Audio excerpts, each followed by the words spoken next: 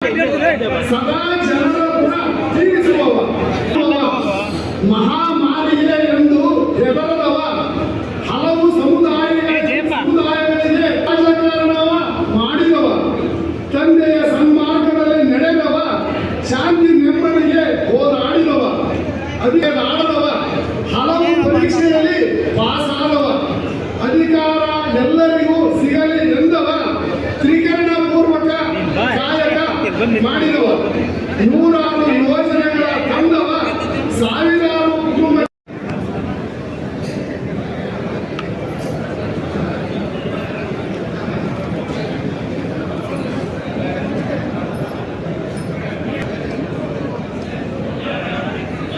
OBC ಜಿಲ್ಲಾ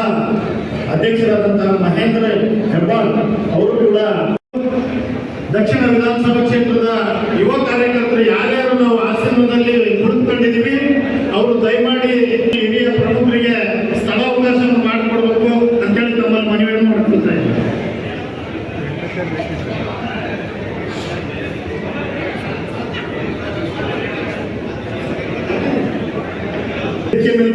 ಕೇಳಬೇಕು